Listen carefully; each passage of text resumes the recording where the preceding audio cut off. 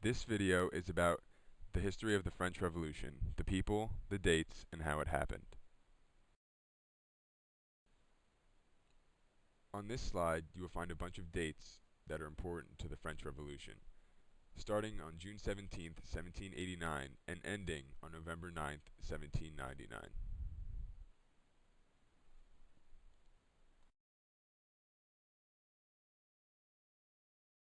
The following is a list of people that you should know when looking back on the history of the French Revolution. Louis XVI was the King of France and part of the Bourbon dynasty. He took the throne in 1774 and inherited massive debt with little to no financial skills or leadership. He was forced to accept the August Decrees and the Declaration of the Rights of Man and of the Citizen when an angry mob of women stormed Versailles in 1789. In 1791, he attempted to flee, but was captured and placed into custody by the French people. He was later executed on January 21st, 1793. Marie Antoinette was the Queen of France and wife of Louis XVI. She was the daughter of Empress Maria Theresa of the Habsburg Empire, and their marriage was meant to cement the alliance between Austria and France. She became the symbol of royal excess and extravagance to the French people, but in actuality was a sweetheart. She was executed October 16, 1793. Charles de Chalon was the Controller General of Finances appointed by Louis XVI in 1783 and recommended across-the-board taxation to salvage the finances of the country. However, this negatively impacted the peasants and did not have much effort on the nobles. Jacques Necker became the Director General of Finance, who returned to office after Chalon was dismissed. Though Louis fired him in 1789, public outrage prompted his reinstatement. Emmanuel Joseph Sieyès was a local clergy member who inspired the Third Estate through his writing. Later, he gained a position on the Directory in 1799 and enabled Napoleon to take control. Marquis de Lafayette was a French general, nobleman, and hero of the American Revolution. He sided with the National Assembly and created the French National Guard. Jacques-Pierre Brissot was the driving force behind the Girondins. Maximilien Robespierre was the Jacobin leader who seized control of the National Convention and the Committee of Public Safety. He was the driving force behind the Reign of Terror and targeted his enemies with threats of execution. Lazare Carnot was a military strategist who helped reorganize the French war effort through his Levée in Massé. He successfully defended France against Prussia and Austria. Georges Danton was a longtime Jacobin and close associate of Robespierre. He was executed after he began questioning the extremes to which Robespierre was going in the Reign of Terror. Napoleon Bonaparte was a young military genius who had huge successes in France's Italian campaigns. He returned to France in 1799 and became a military dictator for 15 years. Contrary to popular belief, he was not overly short. Background to the French Revolution.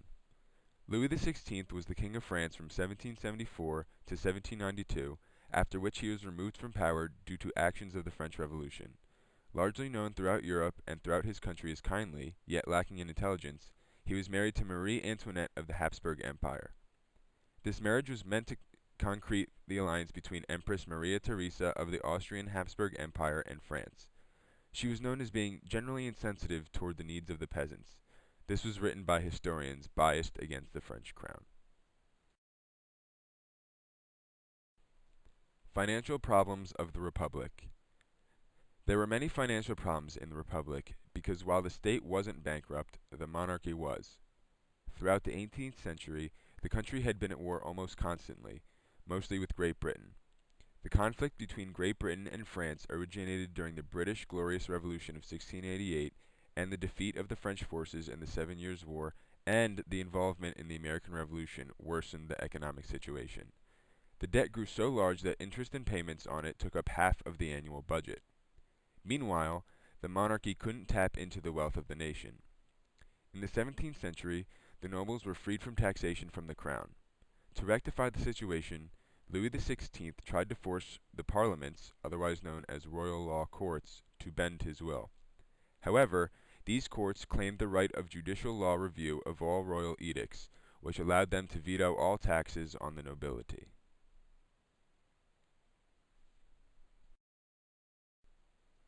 Assembly of Notables. The Assembly of Notables was made up of leading aristocrats and churchmen. The issue of a new land tax that would apply to all people regardless of class. However, notables refused to consider the tax and instead wanted a greater part in governing the nation. This action was ironic, as the nobles set the stage for their own downfall with their demand for the Estates General. They believed that it would be a good way to ensure the monarchy would not infringe upon their traditional rights or implement any economic reform that would limit their privileges. The Estates General. The Estates General was an institution from medieval times in France and had not met since 1614. The three-body house was separated by class, with the clergymen making up the first estate, the nobility making up the second estate, and the commons making up the third estate. Everyone from the bourgeoisie to the peasants were not in the nobility or clergy were in the third estate. Each house only received one vote, so the clergy and the nobility generally dominated, as they would align against the commons. In 1789, Louis XVI decided to call the Estates General, and issue of voting arose right away, as writers said that the Third Estate was the true embodiment of the political will of the nation. The Third Estate wanted more representation.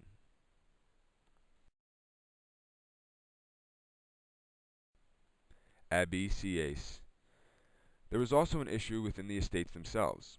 Local parish priests felt as though they belonged to the Third Estate rather than the First Estate. Abbe Sieyès, a lower clergyman, stated, "What is the Third Estate? Everything. What has it been in the political order up to the present? Nothing. What does it ask? To become something."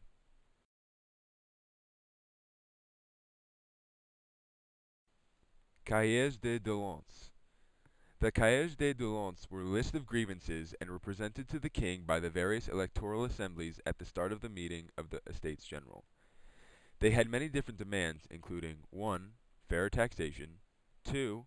Regular meetings of the Estates General, and 3. Limiting the size of the sheep herds. Most of these demands wanted a lessening of royal absolutism, but everyone was loyal to the monarchy. So far. The first meeting started badly, as Louis XVI kept the Third Estate waiting for hours as he received the credentials of the First and Second Estates. In response, the Third Estate delayed giving him their credentials for several weeks, and it was clear that Louis would not compromise on the voting system. The Third Estate declared that it would not meet in an institution that was based on medieval class systems, and instead would only meet as a national assembly that represented the whole population and included representatives from all three estates. The French National Assembly. As the Third Estate formed the National Assembly, parish priests voted to join them. Rumors abounded that Louis XVI was planning on using force to disperse the meeting of the new National Assembly, so when the meeting hall was closed, the congregation met in a nearby tennis court and declared the tennis court oath. They promised to continue to meet until the constitution of the kingdom is established and consolidated upon solid foundations. After this oath, Louis promised to periodically call the Estates General, drop some of the taxes on the Third Estate, but it was too little, too late. On June 27th, Louis formally agreed to the consolidation of all three estates into a new National Assembly. The storming of the Bastille. As panic spread because of food shortages and rumors about the king, disorder broke out throughout the city. The people blamed the issues upon the nobility and the acts of hoarders, and believed that the king did not want to meet with the National Assembly and was instead organizing troops to overthrow the group. To prepare, the people started searching for weapons to defend themselves. The Bastille was a fortress prison in Paris that was a symbol of royal despotism and held political prisoners. While historians do not know if the storming of the Bastille was a spontaneous movement or an organized revolt led by the bourgeois, 80,000 people demanded the surrender of the weapons inside the prison and said they would not harm the soldiers garrisoned there. This, however, was not true, as the mob beheaded the commander of the garrison and paraded his head around the Paris streets. This movement is also where perhaps the most famous quote out of the French Revolution came about. As Louis asked if this is a revolt, he was corrected simply with, "No, sire, it is a revolution." After the storming of the Bastille, Louis made concessions yet again and sent away some of the troops that he was thinking about using to disperse the National Assembly. He also formally recognized the Commune of Paris, which was a new municipal government of Paris and very important later in the Revolution. Finally, he agreed to the formation of a National Guard under Marquis de Lafayette, who was already a hero from the American Revolution. Meanwhile, rumors and panic began to spread in the countryside because of reports of poor harvests all throughout the 1780s, a crushing tax burden, and previous resentment. The Great Fear. Rumors began that the nobility were using the situation at Versailles, Paris, and the general atmosphere to organize groups of thugs to steal from peasants. And so, peasants began to attack some of the noble estates and burn documents that would have verified their manorial obligations. This led to the renouncing of feudal rights. On August 4th, 1789, nobles renounced the rights that had made them a separate caste in French society, and peasants did not have to work on their local lord's land. Peasants were no longer barred from hunting and fishing in the forests and streams that belonged to the nobles, and now all people of France were under the same laws and obligations to society. The Ladies' Mob. On October 5th, 1789, the women of Paris formed a mob to protest the rising bread prices, and ended up taking King and his family back to Paris with them. They stated they went to meet the baker, the baker's wife, and the baker's little boy, referring to the royal family. They took the king to Paris so that they could make sure he followed through with his promise to respect the National Assembly, and so he could be watched. This was the most dangerous spot for Louis, as the revolution spirit was stronger in Paris than anywhere else. The Civil Constitution of the Church. The National Assembly started trying to control the Catholic Church's power in France, as they wanted to gain revenue from the selling of church lands. They issued government bonds backed by the sale of church lands. It was ultimately decided that the church needed to be changed in France, and the king was forced to accept this. The church became a state department, and the clergy were state employees that had to swear an oath of loyalty to France to uphold the new civil constitution. Pope Pius VI denounced both this and the Declaration of the Rights of Man, and the attack on the church actually started a counter-revolutionary movement who wanted to stop the injustices placed on the church. A constitutional monarchy.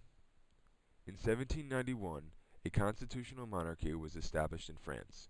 This created a unicameral legislature, but allowed the king the power to deny legislation that was passed by the legislature for at most 4 years. Louis still had significant power over foreign policy and command of the army, and indirect elections were established.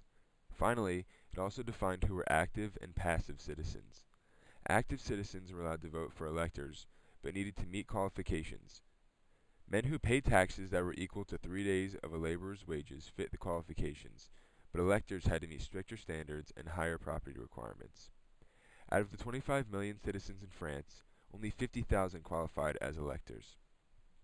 Passive citizens were women and men who did not earn the equivalent of 3 days' wages. The systems of many provinces were abandoned and replaced by 83 departments, which followed the ideas of the Enlightenment, as they were equal in size. This could be compared to the different states in the U.S. and are still used today. Slavery was also abolished in France, though not in the colonies. This led to a slave rebellion in Haiti, led by Toussaint Louverture.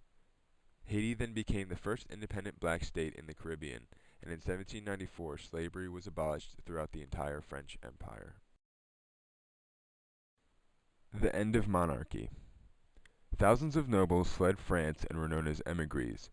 They actively worked against the revolutionaries and wanted to restore the ancient regime. Their leader, the Count of Artois, was the youngest brother of Louis XVI and encouraged the royal family to flee the country.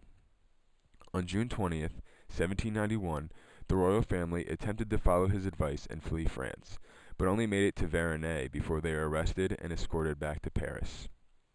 The leaders of the National Assembly tried to tell the population of Paris that the king had not fled, but that he was abducted, as they did not want to inspire further hatred of the monarchy.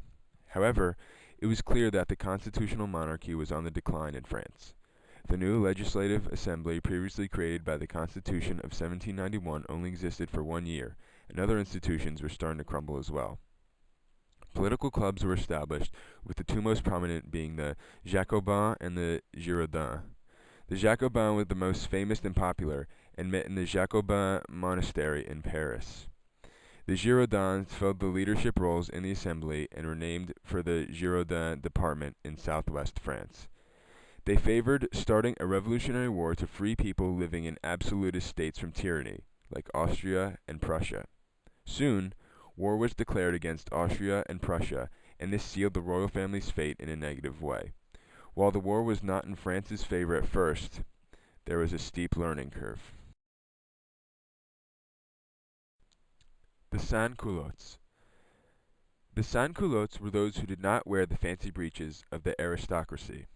They tried to deal with the scarce supply of bread, but were also upset that they were considered passive citizens and were not able to vote. On August 10th, a large mob stormed the palace and killed 600 of the royal family's Swiss guards. 1,200 people were slaughtered because the mob was afraid that these people, most of whom had been arrested as potential counter-revolutionaries, would escape and attack French armies. The Duke of Brunswick also issued a manifesto that promised to destroy Paris if the royal family was harmed. However, it had the opposite effect on the people of Paris, as they now worked even harder to make sure the revolution was a success. The Paris Commune forced the National Assembly to call for elections for a new legislative body, with universal male suffrage. This government was also given the task of drawing up a new constitution, ending the constitutional monarchy for good. France officially became a republic on September 21, 1792, and the royal family was placed under arrest. The execution of Louis XVI. As one of the first actions of the new Republic of France, the National Convention proposed the execution of Louis XVI. Though the moderates objected and forced a trial, the convention's ultimate goal was to show their contempt for the monarchy. Louis was found guilty of treason and executed by guillotine on January 21, 1793. His wife, Marie Antoinette, faced the same fate on October 16, 1793. The physical removal of a king and a royal family was a motivator for the French people, but their euphoria was short-lived as the war with Austria and Prussia intensified. The events in France seemed like a breath of fresh air for Enlightenment thinkers, and radical political associations began to form in Italy and Germany. Austria and Prussia hoped that the revolution would destroy France's power on the continent, but they soon saw the threat to their own thrones. At first, it also seemed like the rivalry between France and England was over, as England liked the idea of a constitutional monarchy in their old rival, and William Pitt the Younger, the Prime Minister of England, thought that France might evolve into a second England. The only thinker that was cautious was Edmund Burke, as he predicted what would happen to the country. He stated that the revolution would alter the traditional role of the church and the monarchy. Though he wasn't against reform, he predicted the revolution would get much more violent, which occurred in 1790. He stated that they needed evolutionary change, not revolutionary.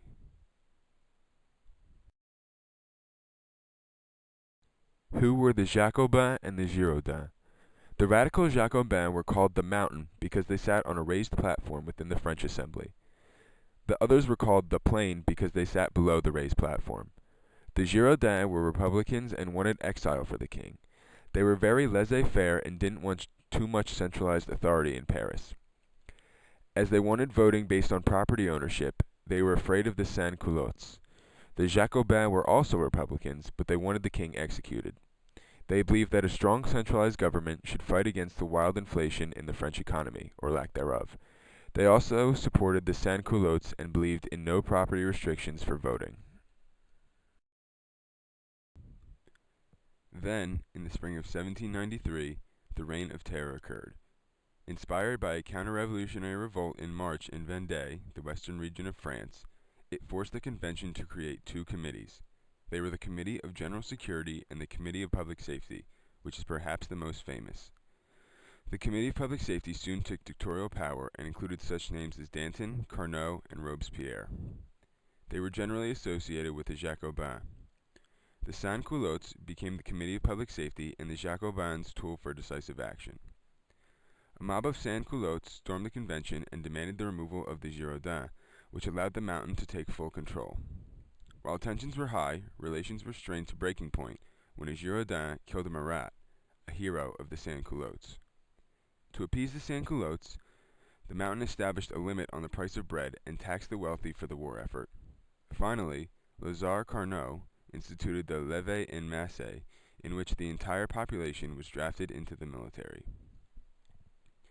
The true blood of the Reign of Terror occurred when Robespierre began using the power of the Committee of Public Safety to kill all those who seemed to be counter-revolutionary. Even if a person shared the views of the controlling fraction, if they were slightly too radical or too conservative, they became a target for Robespierre and his guillotine. While he hoped that his actions would ensure the survival of the revolution, it actually weakened the movement. As the terror produced nothing productive but massive amounts of death, Robespierre made many enemies and actually killed his former allies. Instead of the overwhelming urge for equality, the peasants instead wished and hoped for peace. As Robespierre was losing support, he instituted a new Republic of Virtue, which made a move away from Christian ideals and towards a new, utopic set of social rules. However, on July 27, 1794, Jacobin allies arrested Robespierre and subjected him to the same horrors he had used on his enemies and former allies. He was executed by guillotine on July 28, 1794. The Thermidorian reaction. After Robespierre's death, the bourgeoisie, who had often been targeted in the Reign of Terror, began to emerge from hiding. Many of them were Girondins, and they started to take more power in the National Convention in 1794. As they were more moderate, Jacobin prisoners were freed, the Committee of Public Safety lost its power, and Robespierre's cohorts were executed. While there were changes made under this new system of power, many of the benefits the poor enjoyed under Robespierre disappeared as the bourgeoisie benefited. Price controls were removed and more money was printed, which led to high amounts of inflation. This hurt the peasants, and they attempted to revolt, but were not successful. The New National Convention. After the fall of Robespierre, the views of the moderate middle class became dominant in politics. The switchover was so extreme that sans-culottes and Jacobins were forced underground, and the term sans-culottes became an insult. Also during this time, the economy continued to struggle and widespread hunger was rampant. Reforms were blocked as the clergy, who were generally still loyal to the crown, began to return to France. The Comte de Provence, Louis XVI's younger brother, declared himself as Louis XVIII and declared that France would again be a monarchy. French nobles had named Louis XVI's young son as Louis XVII, but he died in prison in 1795. The Directory. France ratified the Constitution of 1795 on August 22nd, and this began a new period of governmental restructuring. The legislature now included two houses, the Upper House and the Lower House. The Upper House was termed the Council of Ancients and contained 250 members, and the Lower House was the Council of 500. It was decreed that at least two-thirds of the members of the new legislature had to have served on the National Convention between 1792 and 1795. A new council of 5 officers were also chosen, and known as the Directory.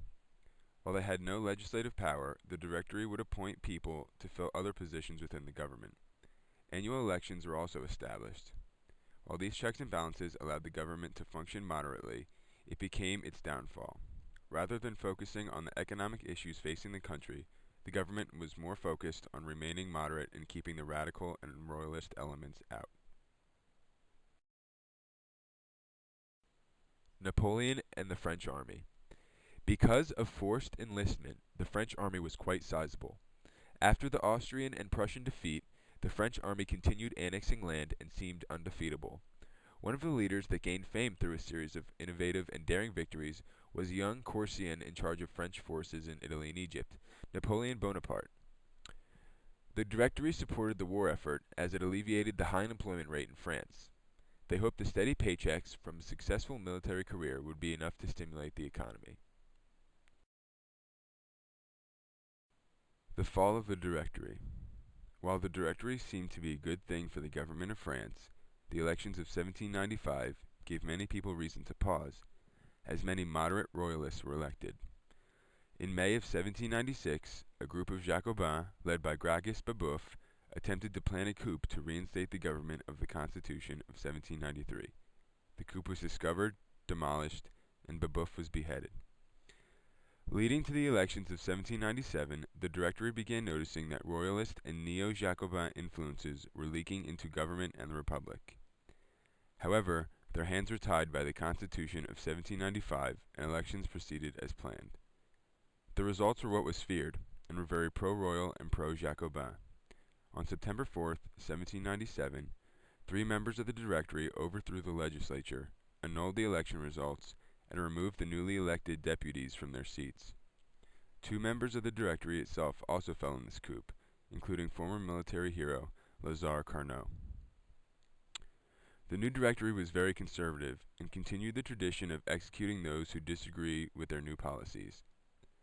Because of these abuses of power, the government's credibility was destroyed. In their next set of elections, the radical section of French politics again made gains because of public anger, and the Directory again nullified about 1/3 of the election results. As a result of continuing nullifications, there was a very low turnout in the next elections. Hearing of the problems occurring in France, Napoleon abandoned his troops in Egypt, where they faced threats from Britain, Austria, Russia, and the Ottoman Empire. The rise of Napoleon. The French people now distrusted the Directory and called for peace both abroad and at home. The Council of 500 elected Emmanuel Joseph Sieyès to the Directory, and he began to use his new power to shore up the government. He worked with Napoleon to organize a military coup to overthrow the Directory, the organization in which he served. On November 9, 1799, Napoleon overthrew the Directory and dissolved the legislature the next day. He declared himself first consul and was, in effect, a military dictator. This period of military control effectively ended the French Revolution and continued for 15 years.